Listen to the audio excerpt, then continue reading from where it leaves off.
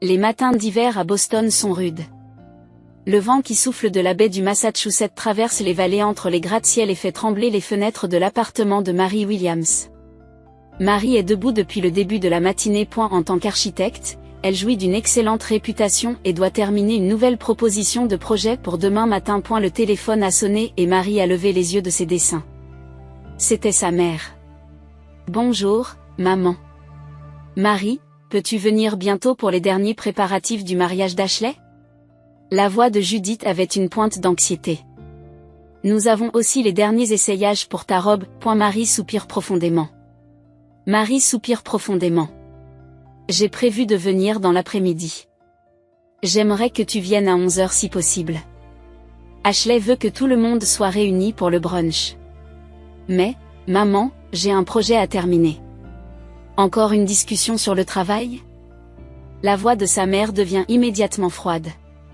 C'est le mariage de ta sœur, une fois dans sa vie. Tu donnes toujours la priorité au travail. Ce n'est pas vrai, objecte Mary, mais elle entend sa mère soupirer. Quoi qu'il en soit, viens dès que tu peux. Papa et Ashley t'attendent. L'appel se termina, et Mary posa tranquillement son téléphone. En regardant par la fenêtre, elle se souvint que depuis son adolescence, elle travaillait à temps partiel dans des fast-foods pour contribuer aux dépenses familiales et gagner de l'argent pour ses études d'architecture. Pendant ce temps, sa sœur Ashley avait bénéficié d'un soutien financier total de la part de ses parents, avait fréquenté une université prestigieuse et travaillait à présent comme manager dans une boutique de luxe. Un nouveau message arrive sur le téléphone de Mary. Il provient d'Ashley. Mary, ne sois pas en retard aujourd'hui. La mère de Jason vient aussi. Alors il est important de déjeuner avec toute la famille. En voyant le nom de Jason Harrison, Mary a sursauté. Le fiancé d'Ashley était un homme que Mary avait rencontré pendant ses études. C'était un fait que personne ne connaissait, et quelque chose qu'elle ne pourrait jamais dire à Ashley en particulier. En se dirigeant vers la salle de bain, Mary pensa à la relation compliquée qu'elle entretenait avec sa famille. Ses parents, en particulier son père Robert, avait toujours favorisé sa sœur. Même lorsque Mary réussissait dans sa carrière d'architecte, le sujet s'arrêtait rapidement et la conversation passait aux dernières réalisations ou projets d'Ashley. Tout en prenant sa douche, Mary réfléchit à l'atmosphère de malaise qu'elle a ressentie ces derniers temps. Depuis l'annonce des fiançailles d'Ashley, elle avait l'impression que l'attitude de ses parents à son égard s'était encore refroidie. Les appels téléphoniques ont diminué et ses opinions sont de plus en plus ignorées lors des réunions de famille. Après s'être préparée, Mary est allée chercher sa robe de mariée. Dans la voiture, elle réfléchit à son succès et à sa relation distante avec sa famille. Bien qu'elle soit l'une des architectes les plus réputées de Boston, aux yeux de sa famille, elle a toujours été perçue comme une personne froide et une bourreau de travail. Lorsqu'elle arrive au magasin de robes, Ashley et sa mère l'attendent déjà. Mary n'a pas manqué de remarquer que l'expression d'Ashley s'est légèrement raidie. Enfin, tu es là, dit Ashley d'une voix enjouée, mais ses yeux ne sourient pas. La sœur de Jason sera bientôt là. Je pense que vous allez bien vous entendre. Mary sourit maladroitement. Oui, j'ai hâte d'y être. Dans la cabine d'essayage, Mary a essayé sa robe. En se regardant dans le miroir, elle se dit que quelque chose ne va pas. Pas seulement l'attitude de sa famille, mais quelque chose de troublant dans l'ensemble du mariage. Elle est particulièrement préoccupée par les regards subtils qu'Ashley lui lance à chaque fois que le nom de Jason est évoqué. Mary, as-tu déjà rencontré Jason? Demande soudain Ashley. Le cœur de Mary s'arrête un instant. Non, pourquoi? Je me posais la question. Quand il a entendu ton nom, sa réaction a été un peu étrange. Ce doit être ton imagination, dit Mary en gardant son calme. Comment nous serions-nous rencontrés? Ashley ne dit rien et retourna son regard comme si elle était satisfaite de la réponse de Mary. Cependant, l'inquiétude de Mary ne faisait que croître. Jason se souvenait-il d'elle? Et si c'était le cas, avait-il dit quelque chose à Ashley, en enlevant sa robe?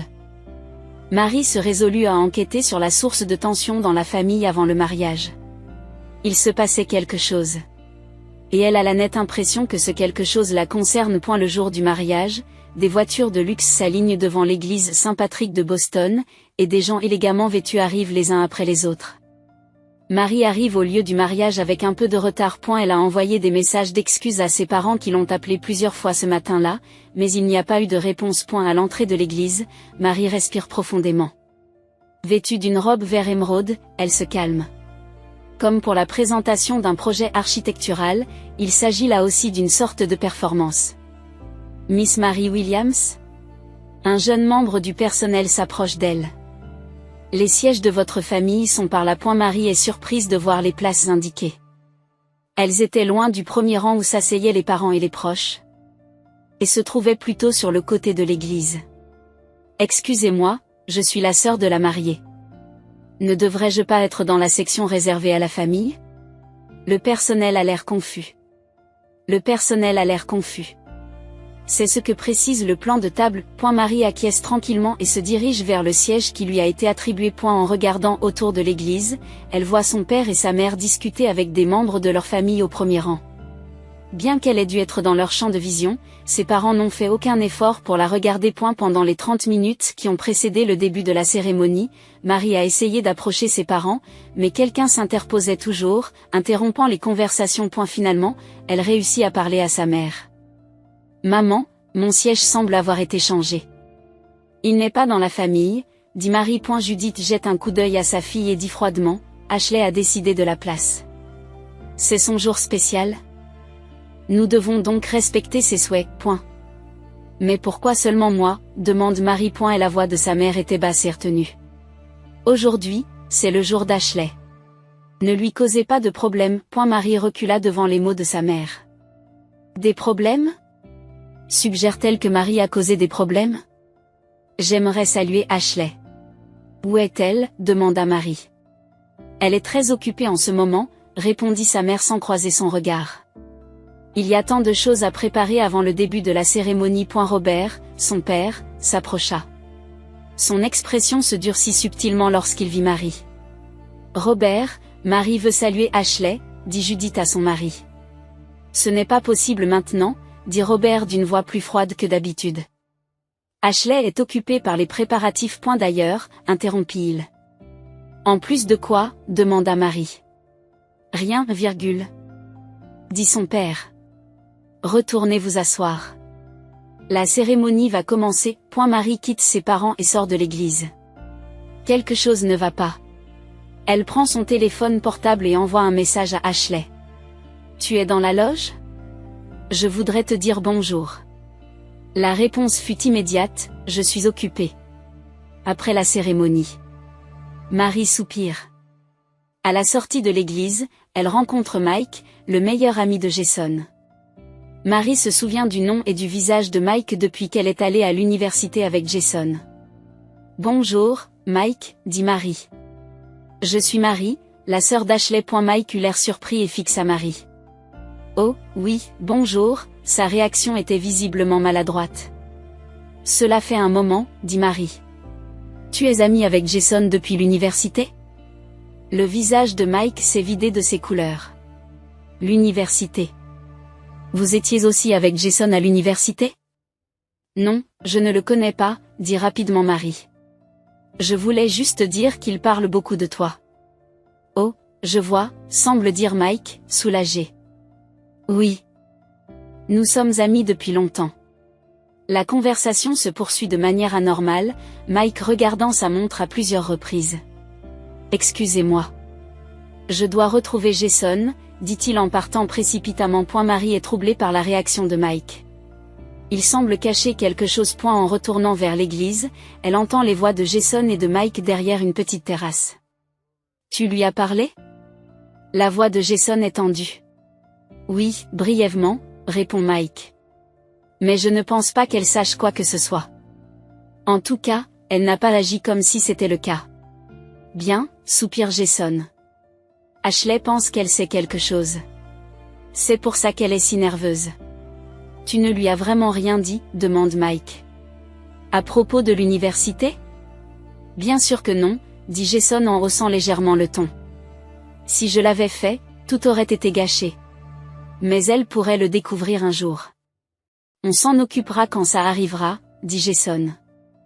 Mais ne cause pas d'ennui aujourd'hui. Surtout. Ne t'approche pas de Marie. Marie reprit son souffle.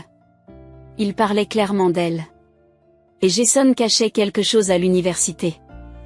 Elle sortit discrètement et retourna à l'église. Elle essaya de rassembler les informations fragmentaires qu'elle avait en tête, mais ne parvint pas à voir le tableau complet. Jason cachait à Ashley qu'il connaissait Marie. Et cela rendait Ashley nerveuse. Mais pourquoi, juste avant le début de la cérémonie, Marie s'assoit? Son esprit est confus, mais son expression reste calme. L'orgue de l'église retentit et tous les participants se lèvent. En attendant l'entrée de la mariée, Marie regarde autour d'elle. Les expressions tendues de ses parents, les yeux inquiets de Jason et les regards curieux dirigés vers elle par plusieurs personnes mélangées parmi les invités. Et ne comprenant pas ce qui se passe, Marie regarde Ashley entrer au bras de leur père. Le visage de sa sœur est souriant, mais ses yeux sont froids et ne regardent pas une seule fois dans la direction de Marie. Après la cérémonie, les jeunes mariés sont sortis par l'allée centrale de l'église. Le visage d'Ashley rayonnait de bonheur, mais Marie n'a pas manqué de remarquer que son expression s'est durcie momentanément lorsqu'ils sont passés devant le siège de Marie. Dans la salle de bal de l'hôtel de luxe qui servait de lieu de réception, de nombreux invités s'étaient déjà rassemblés. En entrant, Marie vérifia sa place à la réception. Williams, Marie. Le personnel de la réception vérifia le plan de table et afficha une expression légèrement confuse. Madame Marie, votre place est à la table 23. Marie regarde dans la direction indiquée. C'était une petite table dans le coin de la pièce, la plus éloignée de la table d'honneur. En s'approchant de la table, Marie s'est aperçue qu'il s'agissait de 4 invités célibataires. Des personnes venues seules, ne faisant partie ni de la famille ni du groupe d'amis des jeunes mariés. Ce doit être une erreur, se dit Marie. Pourtant, sur le carton de table, son nom est clairement imprimé. Marie s'assied lentement. Les autres personnes présentes à la table lui lancent des regards curieux. Vous êtes la sœur d'Ashley, n'est-ce pas? Demanda une femme âgée. Pourquoi êtes-vous assise ici? Marie sourit. Oui, c'est moi. Il semble qu'il y ait une certaine confusion dans la répartition des places. La femme dit d'un ton significatif, j'ai un peu entendu parler de vous. Ce doit être difficile. Marie fronce les sourcils. De moi? Qu'avez-vous entendu? Je préfère ne pas répéter les ragots, dit la femme en changeant de sujet. L'inquiétude de Marie ne fait que croître. Il semblait qu'une rumeur à son sujet circulait parmi les invités. Après le dîner, les discours de toast commencèrent. Le père Robert se leva et bénit sa fille et son mari avec des mots émouvants. Ashley, tu es notre lumière. Nous sommes fiers que tu aies toujours fait passer la famille en premier, en étant une fille aimante et attentionnée. Marie se raidit légèrement aux paroles de son père. L'expression « faire passer la famille en premier » semblait contenir une critique implicite. Comme s'il voulait lui dire qu'elle n'était pas comme les autres. Alors que l'heure de la découpe du gâteau approchait, Marie voulut féliciter sa sœur. Elle s'est approchée de la table d'honneur. Ashley était en train de parler intimement avec Jason, mais lorsqu'elle a vu Marie s'approcher, son expression s'est assombrie. Ashley, félicitations, dit Marie avec un sourire sincère. Mais Ashley n'a même pas croisé son regard et est restée silencieuse. Elle se tourna vers son mari et murmura quelque chose. Jason regarde Marie avec inquiétude. Ashley, tu ne m'as pas entendu? Marie l'appelle à nouveau. Je te souhaite du bonheur. Ashley tourne un regard froid vers Marie. Merci, dit-elle d'une voix glaciale. Voulez-vous retourner à votre place? Nous allons prendre des photos. Marie n'a pas pu cacher son expression blessée. Bien sûr, dit-elle calmement et elle s'en va. Le cœur battant la chamade, Marie se dirigea vers le bar. La tête lui tourne. Elle a commandé un soda au gingembre et l'a bu tranquillement dans un coin de la salle, en essayant de comprendre la situation. Êtes-vous Marie? Se tournant vers une voix inconnue, une jeune femme se tenait là. Je suis Carole, la cousine de Jason. Enchantée, dit Marie. C'est vrai que tu as essayé de séduire le fiancé de ta sœur, demande Carole sans détour. Marie manque de laisser tomber son verre. Excusez-moi. Tout le monde en parle, dit Carole. Que tu as eu une relation avec Jason à l'université et que maintenant tu essaies de le reconquérir. C'est un mensonge complet, dit Marie d'une voix tremblante. Qui dirait une chose pareille? Ashley dit Carole en haussant les épaules. Elle l'a dit à toute la famille. C'est pour ça que tout le monde t'évite. Marie sent son monde s'effondrer. Sa sœur répandait de tels mensonges à son sujet. C'était donc pour cela que sa famille l'évitait et se montrait froide. Excusez-moi, dit Marie d'une voix tremblante et elle se dirigea vers les toilettes. Dans la salle de bain, Marie respire profondément devant le miroir. Son visage est pâle. En touchant sa joue, elle se rendit compte que des larmes coulaient. Et la porte s'ouvrit et une femme vêtue d'une robe élégante entra. Elle tressaillit momentanément en voyant Marie. « Oh, vous devez être Marie, dit la femme.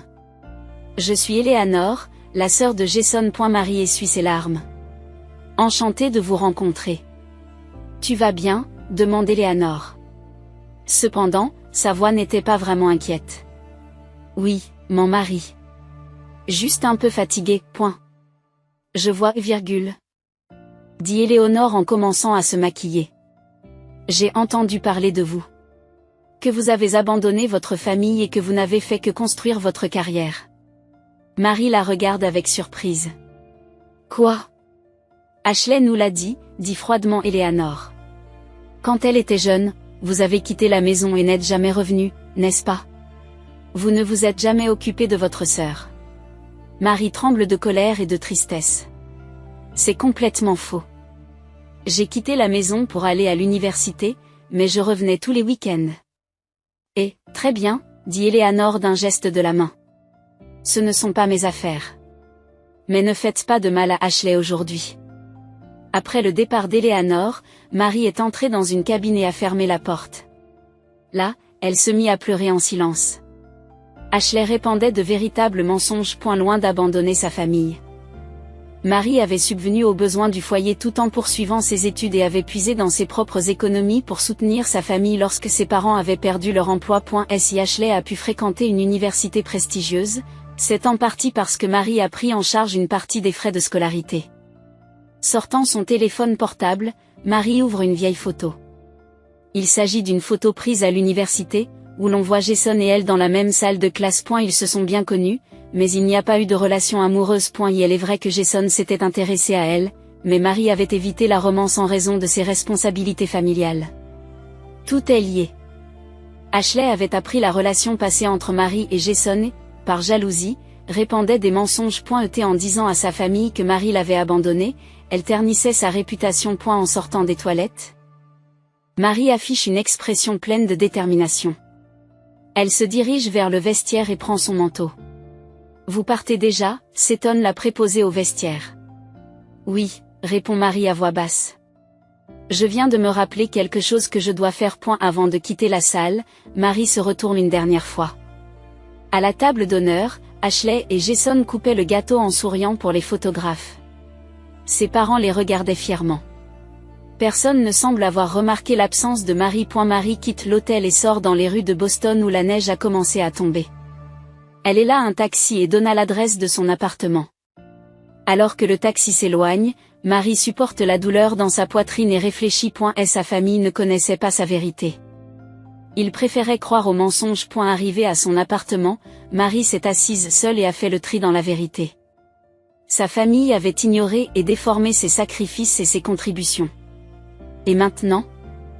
Elle est complètement isolée. L'appartement de Marie est plongé dans l'immobilité. Elle se sert un verre de vin et s'enfonce dans son canapé. Elle porte encore sa robe. Par la fenêtre, le paysage nocturne de Boston s'étendait, la neige continuant à tomber tranquillement. Son téléphone portable posé sur la table basse, elle est perdue dans ses pensées.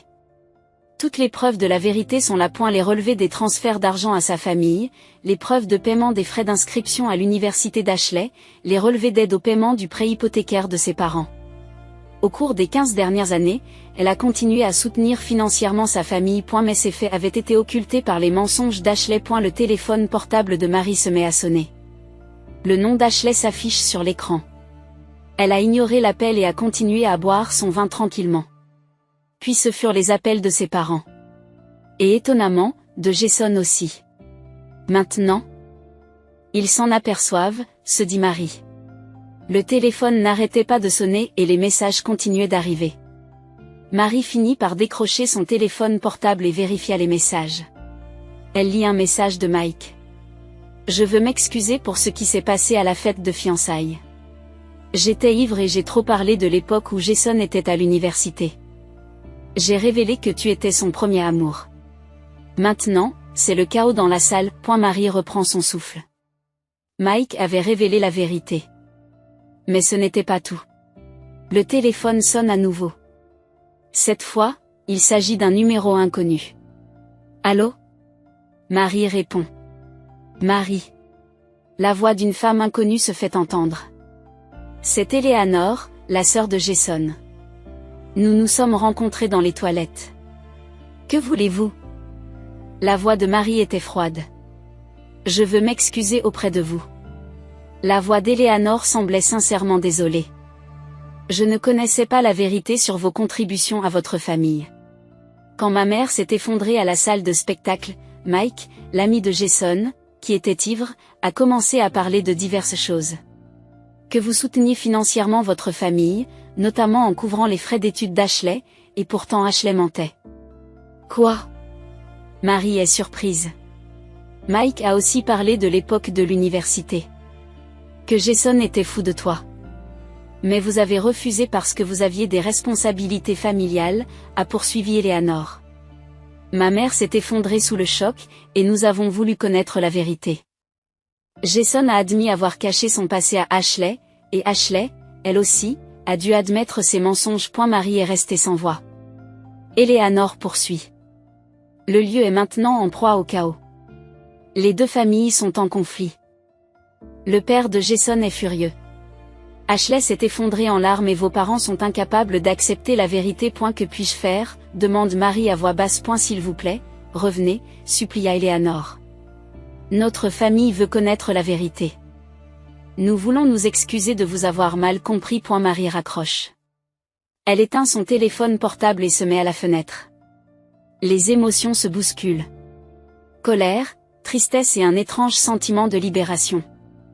La vérité révélée, elle rit doucement. Cette nuit-là, Marie a décidé de rester à l'hôtel. Le lendemain matin, elle ouvre son ordinateur portable et écrit une longue lettre à sa famille. Il s'agit d'un véritable compte-rendu de ses années d'université jusqu'à aujourd'hui. Elle y joint les relevés des transferts d'argent pour les frais d'études d'Ashley, les paiements pour les frais médicaux de ses parents et, surtout, la preuve qu'elle avait à plusieurs reprises mis ses propres rêves entre parenthèses pour sa famille. Dans la chambre d'hôtel, Marie a organisé toutes les vérités. À l'université, Jason lui avait effectivement avoué. Cependant, à l'époque, Marie travaillait pour compléter le revenu instable de ses parents tout en poursuivant ses études, et la romance était la dernière chose à laquelle elle pensait. Elle a gentiment refusé Jason, et depuis lors, ils ont gardé leur distance. Quand Ashley a rencontré Jason, il n'a pas parlé de son passé avec Marie. Lorsqu'Ashley a appris ce fait, elle a commencé à répandre des mensonges par jalousie. Après avoir envoyé la lettre, Marie a allumé son téléphone portable. Celui-ci se met immédiatement à sonner. Cette fois, c'est son père qui sonne. Marie, la voix de son père tremblait. Nous avons lu ta lettre. Marie de demander calmement. Incroyable, dit son père. Tout cela est-il vrai? Que tu aies fait tant pour nous. Tout est vrai? Répondit Marie. J'ai fait de mon mieux pour la famille. Mais tu as toujours donné la priorité à Ashley et tu n'as jamais vu mes efforts. Je comprends, dit son père d'une voix pleine de regret. Nous étions aveugles. Et nous avons trop cru aux paroles d'Ashley. Comment va Ashley? Demande Marie. Elle est désorientée, répond son père. Sa relation avec Jason est également en crise. Sa famille est furieuse d'apprendre la vérité et dit qu'elle retire sa bénédiction pour le mariage. Marie soupire. Je ne veux pas me venger d'Ashley. Je voulais juste que la vérité soit connue. S'il te plaît, Marie, supplie son père. Tu ne veux pas revenir à la maison? Il faut qu'on parle, tous ensemble. Après un long silence, Marie répond, je ne peux pas maintenant.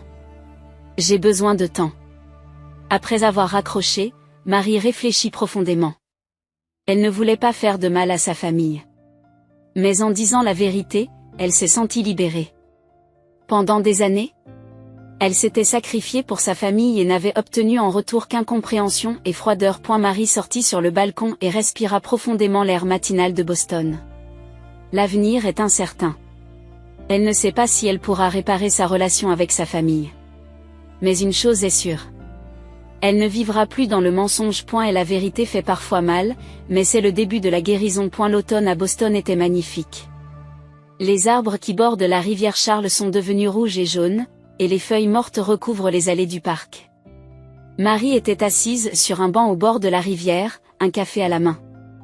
Marie. En se retournant, elle aperçoit sa mère Judith. Elle semblait plus âgée qu'auparavant. La couleur de la fatigue s'est accentuée sous ses yeux. Puis-je m'asseoir ? Demande Judith. Marie acquiesce et indique la place à côté d'elle sur le banc. Pendant un moment, les deux femmes regardent la rivière sans rien dire. Ashley devait venir aujourd'hui, dit Judith à voix basse. Mais elle a hésité au dernier moment. Je comprends, répond Marie. Au cours des 6 derniers mois, elle avait progressivement repris contact avec sa famille, mais elle n'avait pas encore rencontré Ashley directement. Elle bénéficie d'une aide psychologique, poursuit Judith. Elle commence à comprendre que ses actes sont dus à la jalousie et à l'anxiété. Elle a dit que depuis l'enfance, elle voulait être aussi intelligente que toi. Marie est surprise. Moi. Mais elle a toujours été la préférée des parents. C'est peut-être ça le problème, soupire Judith. Nous l'avons trop gâtée. Elle n'avait ni votre force ni votre indépendance. Elle a donc développé des sentiments complexes à votre égard. Anne Jason, demande Marie. Ils sont toujours ensemble, a répondu Judith. Mais leur relation est difficile. La famille de Jason n'a pas totalement accepté Ashley. Et lui-même est déçu par son comportement. Ils suivent une thérapie de couple. Marie réfléchit en buvant son café. Elle n'avait pas voulu se venger. Elle voulait seulement que la vérité soit connue. Anne Dad, demanda Marie. Il réfléchit, dit Judith à voix basse. Nous étions aveugles. Nous avons considéré vos sacrifices comme allant de soi. Parce que tu as toujours pris tes responsabilités, nous n'avons pas réalisé à quel point nous en avons profité. Marie prend la main de sa mère. La colère n'a pas complètement disparu, mais elle sent qu'une porte vers la compréhension s'est ouverte. Ashley a commencé à dire la vérité à ses amis, dit Judith. Au début, elle était gênée, mais maintenant elle reconnaît ses erreurs et parle de tout ce que vous avez fait pour nous. Les nuages s'éloignèrent et la lumière du soleil d'automne les enveloppa. Le pardon complet prendra du temps, dit Marie avec honnêteté. Mais j'essaierai. Nous ne pouvons pas demander plus que cela, sourit Judith. Ce soir-là. Marie est retournée à son appartement et s'est mise à la fenêtre, contemplant les lumières de la ville. Son téléphone portable a sonné et un message est arrivé. Il provenait d'Ashley. Marie, je suis désolée. Je n'ai pas eu le courage de te rencontrer. Mais un jour, je veux avoir le courage de m'excuser. Tu étais une sœur merveilleuse. Je ne le méritais pas. Marie a regardé le message pendant un long moment. Puis elle a répondu, Ashley, contacte-moi quand tu seras prête. Je serai là. Marie a posé le téléphone et a expiré profondément. Les liens familiaux sont complexes. Les liens du sang ne sont que le début d'une relation, et elle a compris que la vraie famille se construit sur l'honnêteté et le respect mutuel. Le chemin vers une réconciliation complète est peut-être encore long, mais sur la base de la vérité, il commence à construire petit à petit une nouvelle relation. Ce n'était pas parfait, mais au moins c'était sincère. Les étoiles commencent à briller dans le ciel nocturne de Boston. Marie sourit en pensant à l'avenir.